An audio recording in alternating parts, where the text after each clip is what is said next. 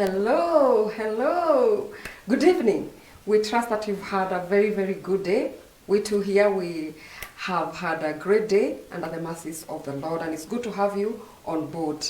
As usual, we are here to inspire hope, resilience, and courage. Hope, resilience, and courage. And that's why we're here for the Rays of Hope. I'm Lucy Wawero, and very excited to be hosting you tonight.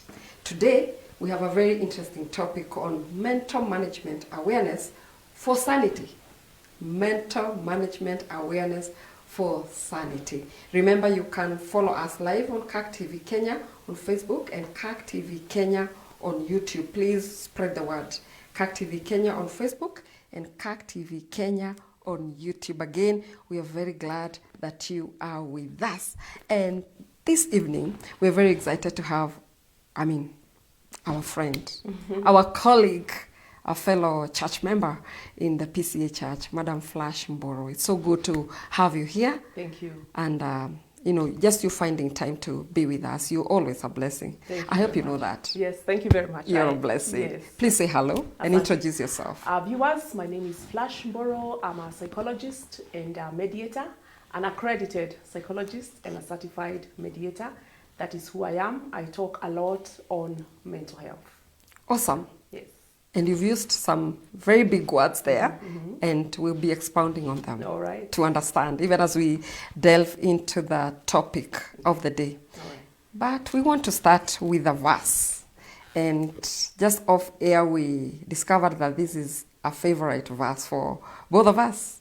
And of course, for Christian education, we have drawn our theme for this year from this passage, Jeremiah 29. Remember, we were talking about Jeremiah 29 verse 14, and we talked about heard and restored, that God has already heard us and God has restored us. But again, we expounded on the whole chapter, and so verse 11 came out so strongly. And this is what it says. Jeremiah 29 verse 11. For I know the plans I have for you, says the Lord. They are plans for good and not for disaster. I like that. Not for disaster. To give you a future and a hope. I will read again so we can get it properly. Jeremiah 29 verse 11. For I know the plans I have for you, says the Lord. They are plans for good and not for disaster. To give you a future and a hope. What does this verse speak to you? For me, it's that God has good plans for me. No matter what. He thinks about me. He thinks good things. I can be hopeful. I am not going to die without achieving whatever He has planned for me, because He has a future for me. So whatever I do, I should do it diligently, because He will ensure that I bear the fruits of it. There is a future. Future means when you are planting maize, you have a future for this maize. You're hoping to eat either boiled or roast that meat. You're not just that maize. You're not just planting hoping that it's gonna die out of floods or scorched by the sun. There is a future. So imagine, for me, what future plans God has for me. So I should dream, and frankly, Rev, I dream big, because I have a big God who has a future for me. Yes. And He says He knows. And He knows.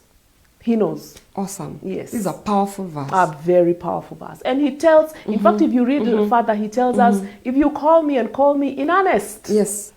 Because sometimes we call God, but we are not honest. And He sees the honesty in our hearts. So that's a powerful verse for me. Awesome. Yes. And just to get encouraged right at the beginning of the program, that God, we have a future. We have a future.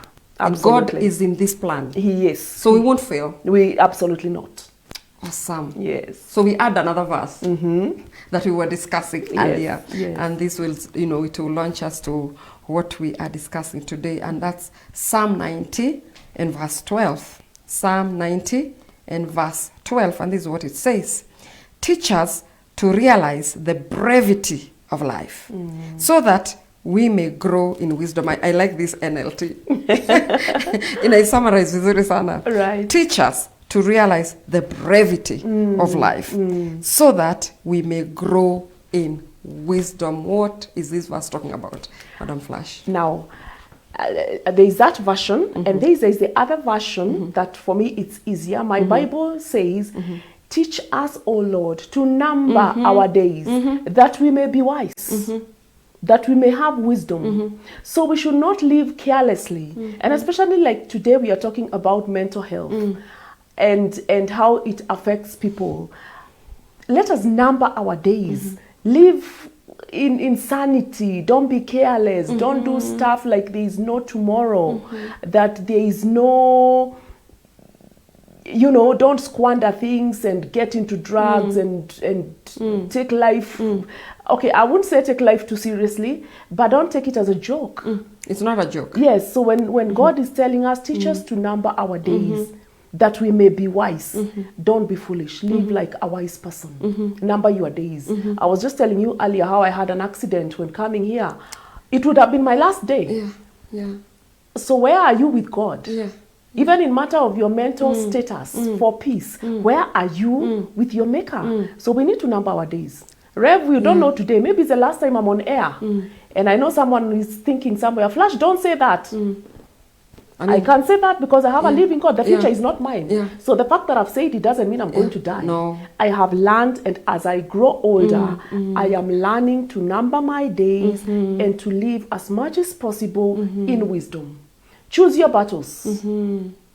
Because even mental health, these are some things that stress people, especially young people. Choose your battles.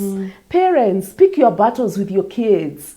Employers, employees, choose your battles. It's not every battle you fight. Number your days. Live in wisdom.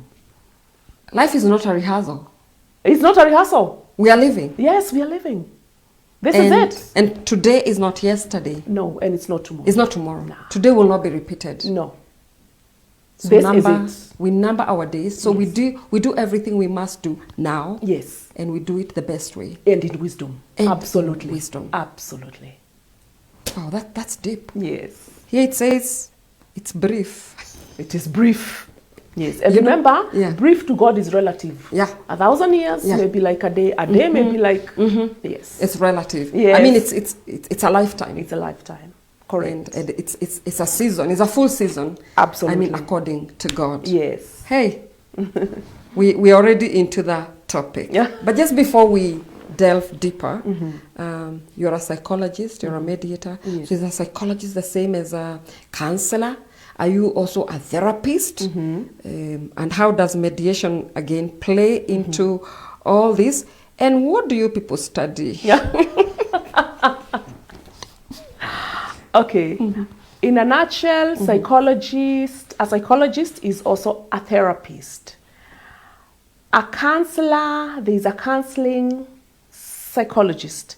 And then when we say a counselor, you may not necessarily be a psychologist because you've done guidance and counseling. So in your own right, you are actually a counselor. And many people are counselors. Your mom, Rev, if you got into trouble, she'll counsel you. Oh, she does. But has she very done often. psychology? No.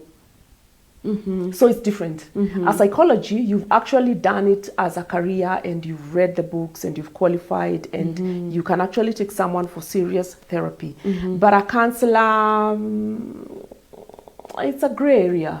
Yeah, because there are people who are even born counselors. They are gifted. But psychology, you study. For what we study the mind and we study behavior. Psychology is actually generally the study of human behavior. Mediation is bringing people together and, to keep it simple, dispute resolution. Yes. So it blends well with counseling because probably what is psychologically disturbing you is disputes, even with yourself. So it helps, and I strongly advise psychologists or even counselors do mediation. It's a very good blend. Yes, so I'm a mediator and I'm a psychologist. And of course, we are living in a very conflicted society. Very conflicted. I mean, you either are looking for the conflict or the conflicts find you. Is looking for you. Yeah, exactly. Exactly. Yeah, we are living in a very conflicting society, a very harsh society, a very selfish society. It's about me, myself, and I. So there are not enough therapists, believe me. In fact, some people, when they call me and they tell me, Flash, how is it your diary is so busy? I'm a therapist, I don't get business.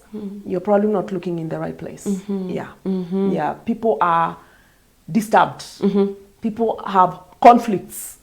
So the market, to call it that for lack of a better word, is nowhere near reached. Of course, recently the research showed that 1 in every 4 people are on a mental issue. Disturbance. Yes. So it's serious. It is very serious. It's a very serious thing. In fact, 1 out of 4 is probably understated. Yes. So it could be more. Almost all of us. Yes. So let's get into this. So mental health. Is mental health the same as kuchizi? Because this is a topic we tread on very carefully because we associate mental issues to Madari Hospital and such, and picking papers on the road. Yes. And all these things. And being dirty and ragged. Exactly. You know, you've made me remember when I was young, okay, I'm not old, but when I was younger, people used to insult each other and tell you are mental. Because you say anything mental, ni kuchizi. It's being schizophrenic. Not really. When we talk about mental health, and I like the topic of today, mental health for sanity. Management, yeah. Management of sanity. Yeah. Mental health is actually your sanity, and when your mental status is at its optimum. You are at peace, you are calm, you are able to do what you need to do, even when you listen to yourself, uko chonjo. When we say you are not mentally healthy, you have an issue of mental health. We are saying it can be kuchizi. It can be bipolar and schizophrenia and all those things. But it can be where you and I are here, but you have a mental disturbance. You are not at peace with yourself, with your sanity. You are not at peace. To a point where, you know, like when you're stressed and you have a headache, a migraine, that means you're not mentally healthy. Some people suffer anxiety. Some people suffer post-traumatic stress disorder, PTSD. And it doesn't have to be even that big. It's just where you are coming, let's say, to studio, and you are sweating all over the place. At that point, trust me, you're not mentally stable. And it gets excess when now for some people, you know, and let me give you a common example of anxiety. There is acute anxiety. That is normal when you have exams and you have an interview and something big coming, whether good or yes, bad. that is a normal anxiety. Then there is the other anxiety that is between acute and chronic. I can't remember its name, but it's there where you have that normal, but it's a bit excess. Then we have chronic anxiety where you are frozen, you can't do anything because your anxiety is at another level. That is a mess in your mental health. You get me? That's really a problem. So when we say mental health, let us not think that it is exactly extremes. It is the simple things that mess up your normal body mental status. You can't sleep well. Because you are stressed about something. Extreme stress is a mental health issue. That's where it becomes something big. So let us not, when we talk about mental health, don't assume. And don't go to a psychologist, kikiumana. Don't wait until. Yes, if you feel your status mentally is not at par, something is wrong, you're getting headaches, you are not concentrating, you're panicking, you're jumpy, please see a therapist. Yes. So like now, things are not very easy, economically, yes, and such, and the society in general. You watch your TV, you listen to radio, you go to social media, and there are enough things to stress us up. So on a general scale, do you think we're okay? We are not okay. Yesterday, but one, I was going through Twitter. Kisumu girls, someone said they beat a teacher senseless. The choice of words, first of all. Yeah. Does that sound like an okay society? No, that's not okay. We are not okay. Because what happens is, let us give an example like you've given about economy. How do we handle inflation? How we handle it is the issue. Look at COVID came. Many people went nuts. People got depressed. So things are not fine, but what messes us and our mental health is how our worldview of things and how we handle things. And that's why you notice there's a lot of killing each other, there's a lot of rape, there's a lot of drugs and substance abuse, because we can't seem to have the mental state to handle a challenge in a sane way. We are hiding in projecting our anger to people, to things, consuming substances, alcohol, drugs, fighting, killing, stealing. We are not okay. We are not okay. People need to be psychoeducated on how to handle stuff. And I like what you're saying, that, okay, things will happen because they're beyond us. Yes. They're beyond us. I mean, our being taxed. I mean, the price of fuel. Yes. That is basically beyond us. I mean, a majority of us, except the policymakers and such. Yes. And so what we should be worried about now is how we are coping. The how. Yes. And that's what you're saying. That's what I'm saying. People need to be taught and prepared on how to cope. I'm a huge champion and campaigner of preparing people for things like transitions. If there's a way you can prepare someone for something coming, for example, your kid is going to high school, prepare them.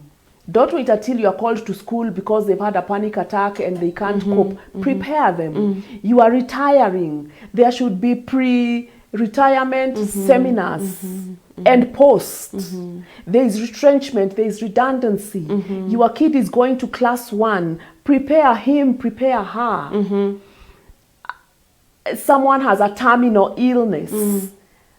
Prepare them, you know, so that people learn to cope. So that it doesn't catch you. Yeah. All levels. Kids are sitting exams. You may pass, you may fail. We don't talk about failing. We don't go like there. that. No. Yeah. But for me, I say, you may not go to campus. You know that. And we all celebrate the A's. Yes, we celebrate the A's. Yeah. What happens to the E? What are they supposed to feel? That messes up their mental health. So we need to prepare people, even kids. The truth is, you won't all go to campus. Fact. Yeah, it's a fact. So when you're talking to kids and say, giving them options of TVET and college, some schools may not like that, but that is a fact. It's reality. It's a reality. So tell them, if you don't make it to campus, what's the plan? So when they get that C minor, when they get that D plus, there is a plan. It doesn't mess up their mental health. They had a plan. I hope now you're understanding mental health and how we self-sabotage. Yes. Oh, self-sabotage. Yes, we self. We will come back to that. We'll come back to that. Yes. Just recently, I was talking to a parent of a class 8 candidate, and she confessed that they're actually sharing in the anxiety at the car park with other parents. And you see, most of them, especially those who are first-timer parents of candidates, it's a big deal. It is a big deal. Because they don't know what will happen. They're already worried about the babies leaving home and all these things. Yes. So, and I like the fact that you're talking about preparing for transitions. Yes. Before time. Way before time. Way before time. Yes. And even I like what you said about a parent. They are equally anxious. So they need to... Actually, they are more anxious than the student. Yes. Yeah. So they need to know that it can go either way. Yeah. Because let me tell you, parents' mental health during exam is totally messed up. Do statistics that week of class 8 and form 4s. Parents who are working, employers will tell you the statistics of absenteeism, very high. And what are they going to do? The kid is in boarding. So they're not even near them. Yes, they are just going to be miserable at home, wallowing in self-pity. You can't even pray. You might as well be at work and keep busy. Ukoki statue too, as you said. Yes. So, and if I were asked this visiting day just before exams, if you know you are this parent who will bring your kid anxiety, just don't go visit. Because you transfer the same. Thank you. Hey, You know, sometimes I tell kids secretly, it's never that serious. And they are the ones who make it to campus. It's just an exam, really. Yeah. Because when you are too tense, as you're saying, Yeah. you'll never perform. You'll never perform. You forget even what you were supposed to say. Yeah. Yeah. So when I'm talking to kids going to do exams, I tell them, listen, this is just another exam. It's just that you're doing it national. One exam, you're all doing national. And so really just sit down, remember, pray that God will give you recollection, and just do your exam. It's no big deal. You fail, you pass, penda wewe sana. You're still usable. And we still love And you. God loves you. And God loves you. And God has a plan. And you won't die. Yeah, you won't die. No one has ever died, No. actually.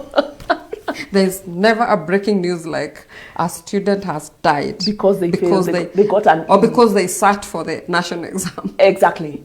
Yeah. Yeah. It's the parents and the relatives who mess up that child's mental health, and that's how come we hear they hang themselves.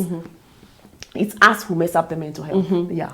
And just to remind our friends that would like to know where you're watching us from. I can see you're following. I mean, we can see you're online. And even you people watching on TV, you can just say hi. Chukua tu simu or something and just say hi so we can know where you're watching us from. It's good to interact and to know that we are reaching you. And also, you know, your comments are very welcome. Your comments, questions, and input is very, very welcome in this. Let me use the word insanity because we are talking about sanity. Sanity, yeah. So the opposite is also true. Yes. Does the level or the extent of the mental disturbance or the insanity depend on age, gender, status? Ama sisi wote, like when we said that we are not okay generally because of the things going on around us, are we affected the same way? Younger people, older people, ushago people, town people? Okay. First of all, there are people whose sanity is determined by gene. Genetics plays a huge part in, first of all, your sanity, because there are people whose families are schizoid or schizophrenic. It's inherited. And in fact, my kids, because I have very funny kids, so sometimes they tell me craziness does not pass a generation, so we laugh. But there are people who actually it's genetic. Even if it passes this generation, you'll get a schizophrenic person in the next generation. So park that. When it can also society, your social upbringing can affect your level of sanity or insanity, and can also affect the way you are prone to. It can determine. It can determine. It can determine. Let's say you come from a volatile family. You are prone to be psychologically disturbed. Now the question is, how much can you handle? Because you'll either sink into depression, but mostly it's genetic. I can put you, Rev, in this family and put someone else in another family. Character copy paste. Hell. You may survive sober. Someone may lose it. So again, it's genetic. It's just the way some of us take bad news. Some faint. Others take it in stride. Others get shocked and recover. So most of the time it is genetic and also environmental. When you grow up in hostility, you are not, and you survive to teenage, chances of you being affected mentally by issues are slim than if you've grown up being babied and Barbie, you are a softie. You will get stressed very fast. Very fast. Take a street kid. The stressor of being beaten by the teacher tomorrow, he won't lose sleep. Kuchapwa tu. Only that. But take my daughter, she won't sleep. She will replay so much that beating. It will mess up her mental health. She will have a migraine. She will not even have lunch. The next thing, the teachers will take her to the clinic. She's sick. Same situation, same scenario. Because again, environment. The way you are socially wired. The way you are socially wired. So there is the gene, there is the upbringing, and there is the environment. They all play. Let's narrow down kidogo. Yes. To one group of people, and you were on this panel when we had the town hall. Yes, there. Yes. For the Gen Zs. Yes. And you talked about being babied. You see the coping mechanisms or the capacity for Gen Zs is a bit, I don't know how to put it, because it's a generation that is giving up so easily. So what do you think went wrong? Is it the upbringing? Is it the environment they have grown in? Or now for the Gen Zs, we have two extremes. There are those babied, and they want instant, and they want things brought in a silver platter, and they want the corner office. You've just gotten employed, you want the corner office, you want the 6-figure salary, you are thinking these rules are too stringent, whatever, and you can't cope, and it actually messes you. By July, you've exhausted your medical cover on mental health. You've exhausted seeing a counselor. There is the other Gen Z who is a survivor. who is tough.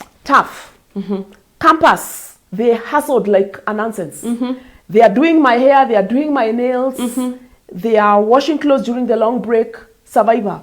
Employ that person. They don't care about corner office.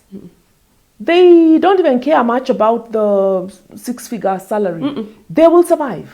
They will survive. So again, checks in upbringing and exposure society. So the environment again and the upbringing. And the upbringing, especially the exposure and upbringing, they play a lot in mental health. Because the way you handle something is not the way someone else handles. And these things come to bite us later, even when we are old, like we are, when we have families. These things come to bite us later, and consequently even to our kids. Because monkey see, monkey do. We bring up our kids the way we were brought up, the way we know best. So if you are tough, you will tell your kid, you know what, you're in campus, you can do hair on the side. You can sell shoes on the side. But you who was brought Barbie, what happens? You Barbie your kids. Kabisa. Double. Exactly. Wow. Yeah. And so on a general scale, I know you're a parent of Gen Zs. Yes. And Gen Zs love you. Yes, they do. Generally. I get them. Unawa feel. Unawa feel. On a general scale, what happened to the parents of Gen Zs? They're the children, the parents of Gen Zs are children of the baby boomers. Yes. So what is it that they overdid? Or is it that they overworked? Okay. Yeah. What happened is parents of Gen Z, I think it's Gen X. Gen X. Because Ys are, it's Gen X. They were traumatized by their parents. Sawa. The rules were too harsh. And we don't blame those parents. They are now the grandparents or the grandparents of Gen Z. Actually, they're the grandparents of Gen Zs. Of Gen Zs. Yeah. So the grandparents of Gen Zs, they were too strict on their kids. So what happens? These parents don't want to discipline their kids. And when I say discipline, in fact, I'm very careful because the viewers now, I'm sure there's someone who has sat up and wants to listen to what is she saying? Yes, what she's trying to say. So what has happened, and discipline, I don't necessarily mean kuchapa. No. It's about sitting and holding your kid accountable and telling them this is not on, and don't give me attitudes because of 1, 2, 3. And you give me one attitude, that will not work. Ebu, hold it there. All right. And on that point of ATT, we we will take a break. All right. Because this story sasa imeanza kushika. Kameshika kabisa kunaanza kuchemka hapa. And so we want to take a short break. We'll be right back. Keep your comments coming. We'll be sampling them, a few of them, when we come back. But we're just taking a very, very short break. Please don't go away.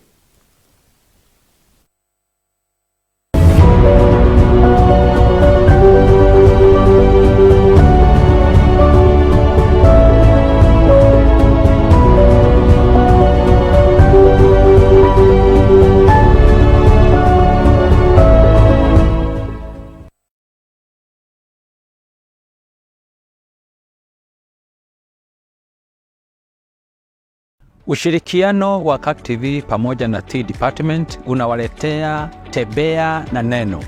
Hiki ni kipindi ambacho tutakuwa tukishirikiana pamoja kila siku ya Jumanne saa 1:30 jioni tukiongea kuhusu neno la Bwana.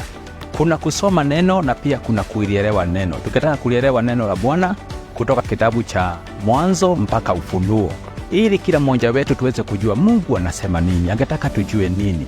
Ni mambo gani katika neno la Bwana ambalo Bwana anasema tuelewe na pia tuyatende. Tunataka kusoma neno na kulielewa. Kwa hivyo tunawakaribisha nyote kila Jumanne jioni tushirikiane pamoja katika CAK TV tuweze kusoma neno la Bwana pamoja. Karibuni na tunajua tutabarikiwa pamoja.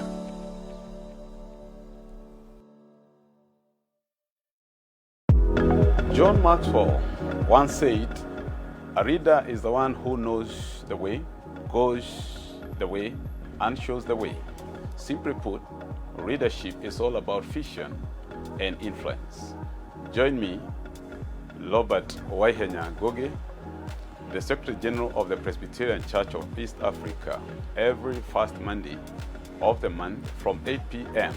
as we microscopically look at the reality, specificity, and simplicity of leadership only on CAK TV.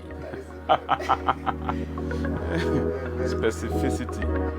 Uongozini, a show by the leader, for the leader.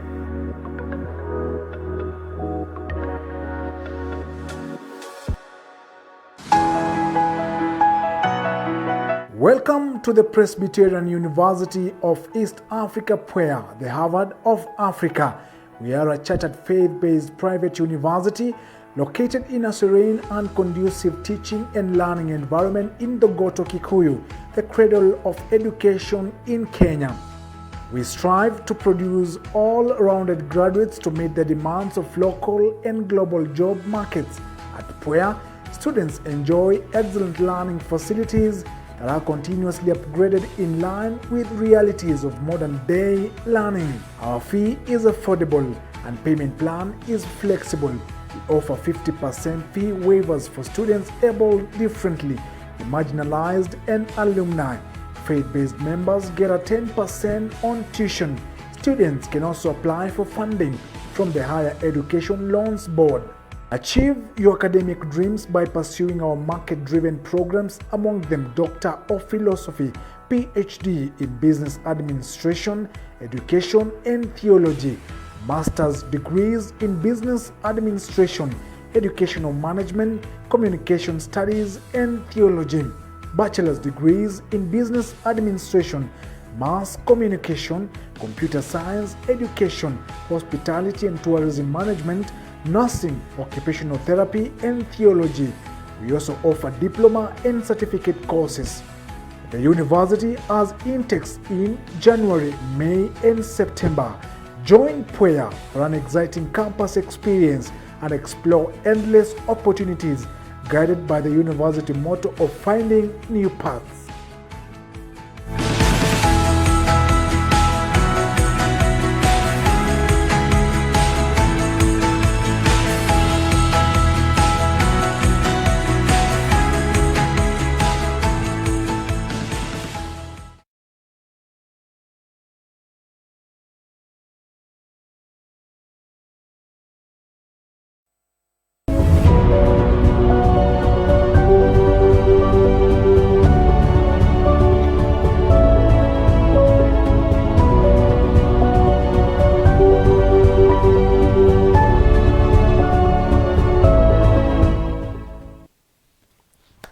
welcome back.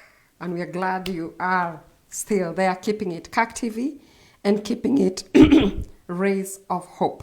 Today, just in case you've just joined us, we are discussing mental management awareness for sanity. And we say generally, hatuko sawa.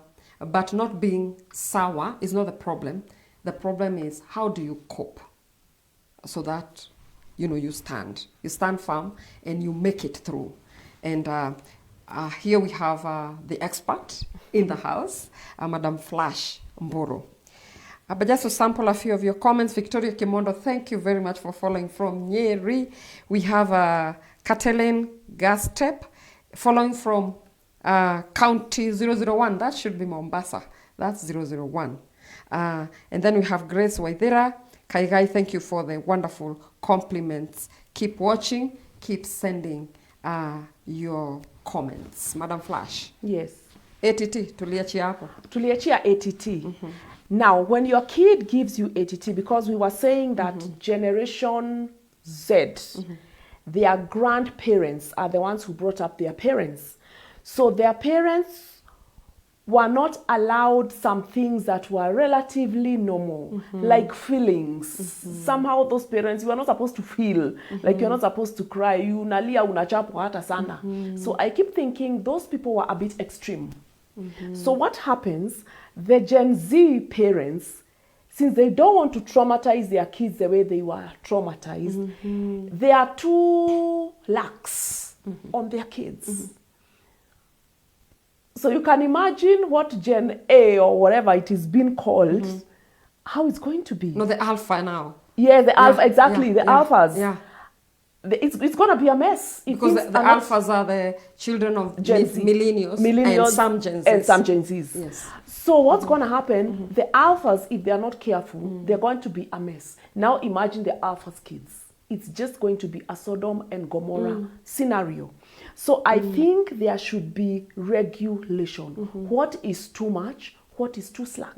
Even for everybody's mental health. The shosh, the mom, the kid, the other kid, there has to be some sanity. For all of us. For all of us, there needs to be sanity. You can't be too slack. You can't be too strict. Yes. We need a balance. We need a balance. Life needs a balance. Yes. As we number our days. Yes. And be wise. And be wise. And be wise. So we need to make use of the time God has given us, opportunities, and even the people that God has given around us. Absolutely. So please, Madam Flash, help us to get the signs. How do we know that we are not okay? How do you know you are not okay? So that now we get back to mental health and mental unhealthy. How do you know you are not mentally healthy? I'll give a few, but not exhaustive. One, you are not sleeping well. You wake up, you are thinking, overthinking, you are not sleeping well. You are not eating well, either overeating or not eating at all. Binge eating. Or you are anorexic. That means you eat and you throw up. Then you are tense. So tense, and in fact you find people coming and tell you they have a backache, their shoulders are paining, their neck is paining, and it's not the pillow that slipped. Somehow you have body aches that you can't tell exactly what. And when you go to the doctor, it's not pneumonia, there's no diagnosis. Then something is wrong with your psyche. Because I keep saying the body has a way of sorting itself out. So if you are mentally unstable, it will come out through the body. The body communicates. Yes, even homa za ujinga. It is not the weather, it is not change of weather, it is not... You just keep getting chronic colds. Check your mental health. And then you keep sparking. That is slang. Anger issues. Anger issues. Unatukasirikia ni nini? Yani nini inaitangwaje? Feels kuchomeka kila wakati. Yes, feelings inachomeka kila. You keep catching feelings for very mundane things. Please go seek therapy. Even if you won't go to a therapist because therapists are expensive, talk to somebody. Because you keep getting upset and irritable. Kids, your grades have gone down. you've not failed to go to school, you've not missed a class, but your grades are just going down. So those are some of the and panic attacks, anxiety. You're always jumping and edgy, and something is wrong with your mental health. So what should we do? Seek therapy. And therapy, what I mean is, you may not go to a psychologist or a counselor. Talk to somebody. Talk to you, Rev. You guys are there. Talk to your moms and your aunties if they are nice. Some aunties, you don't even want to start talking to them. Talk to your grandmother. If you have nice people, family who feel you, you feel safe, talk to them. Talk to a friend who's got your back. Talk to them. I'm feeling this. I am jobless. I'm feeling desperate. Talk to somebody. They'll probably tell you their story is worse, or they'll make you see that it's never that serious. Always talk to God. He doesn't judge you. Talk to somebody. Don't stay with it. The other thing is exercise. Exercise. And you don't have to go to the gym. Take a walk. Jog. Lima, panda, that is exercise. Have you noticed people of the village are not very stressed? No, they're not. Like the town people. They're not. Because first of all, the other thing also is nature. Step on the grass, remove your shoes, step on the grass or on the soil. Walk in the forest. If you are lucky to be born in a place like me, where I live, there are trees all over the place. If you have woods, just walk in nature. At night, toka inje and look at the stars and the moon. Appreciate. You know, there's a reason God gave us this stuff, but we don't even use them properly. We don't even have time to appreciate exactly. If you live in Mombasa, this is 001. Go to the beach. Where Zuba Apo, just listen to the water tide. Just listen to it. It is therapeutic like you can't believe it. If you have animals, like cats or dogs or even cows, hang out with them. They don't judge you. When you are milk that cow and you can tell it, unajua ule friend yangu ni mjinga sana. Unajua vile, the cow will just listen. You have vented. You don't need feedback. You just wanted to vent. These things are there. We just don't make use of them. It is better than... I know people are laughing and saying, Flash, you're kidding me. Would you rather hang yourself? No. Talk to the cow. Talk to your cat. Put headphones. Blast that music. And somehow they also feel you. They also feel you. Those animals, they're like, oh, yeah. Yes, like especially those who love dogs. The dogs feel you. They know when you're sad. And how is your kitten doing? My kitten is awesome. She's called Grace. She's a very amazing kitten. I talk to her all the time. She does not judge me. Wow. So talk to animals. Talk to people who listen. Hang out. Bond with nature. Talk to God. Healing is all over. And of course, seek therapy. If you can afford... seek therapy. Sometimes, even if you cannot afford, depending on how serious it is, look for a therapist. We are not that bad. Sometimes we can see people pro bono, free of charge. Don't kill yourself because you can't afford Flash. Please come. We can discuss. And I like those options you've given because they kind of take care of all personalities. Yes, the introverts, the extroverts. Yes. Like the introverts will do the sea and the trees they'll just go grass. out walk. Yes. The rest of us will talk. The rest of you'll talk with people who talk. Yeah. Absolutely. And we'll be fine. And you'll be fine. All of us will be fine. Yes.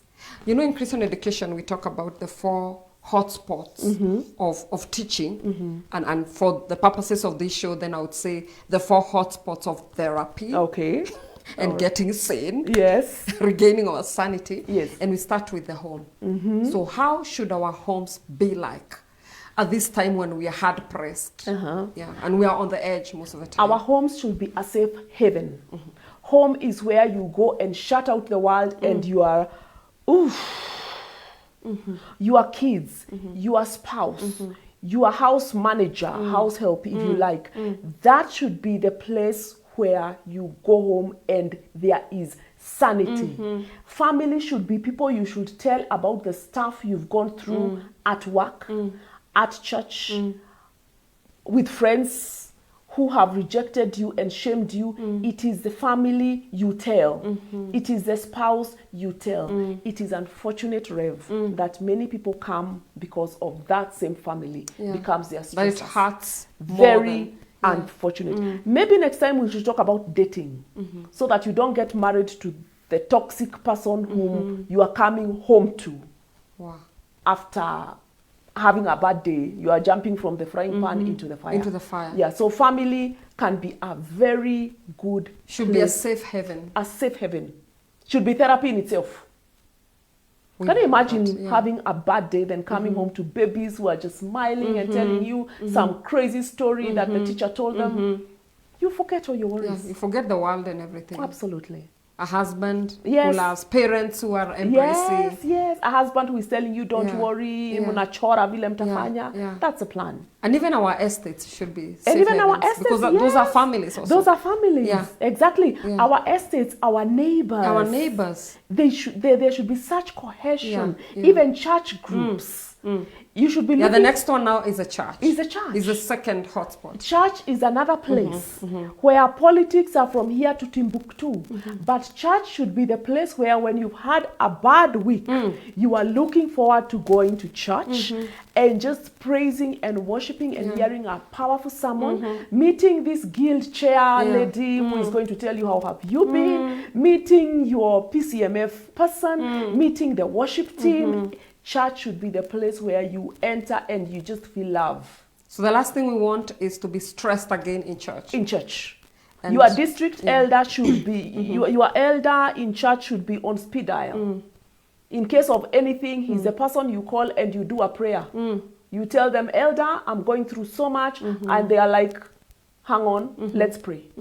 Or I'll give you an appointment, come, let's talk about this. That is what church should be. Your minister, church minister, your reverend, should be the person that you go to when things are, you know, the things you can't tell anybody, you should be able to tell your church minister. I thank God I have had very amazing church ministers. If my church minister is watching,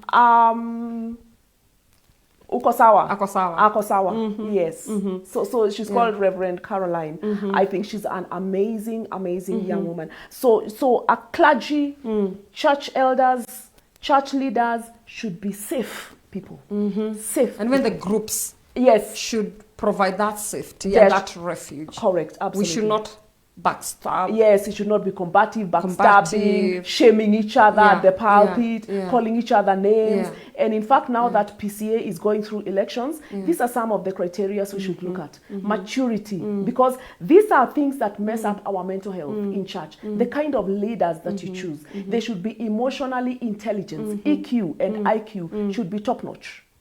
Awesome. You cannot get someone who is not emotionally intelligent. Wow. Yeah. You're talking. The third hotspot, we talk about the institution, school, or where people are organized, they work together, because that's where we offer chaplaincy and such. Yes. How should these places be, especially, let's talk about schools. Schools. How should teachers be, the workers, and how should the young people also behave? Okay. Yeah. Now, teachers need mental health talks again and again. I cannot overemphasize that, Rev. Because what happens, teachers are human beings.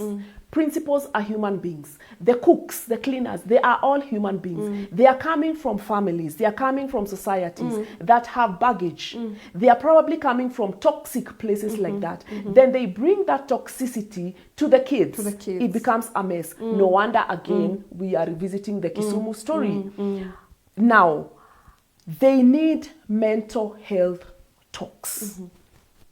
How to manage 1, 2, 3. They are managing kids who come from very different families, spoiled brats. And you are a teacher, you have your own problems. Then you meet this kid. Kwa nini hutamchapa akichapa ya mbwa? Exactly. Or you have a principal who is sent from hell. And you are a teacher who has your own issues.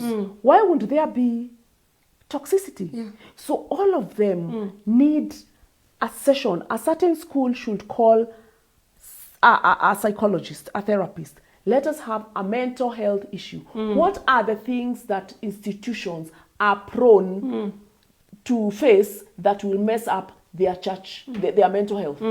As administration, the teachers, the administration.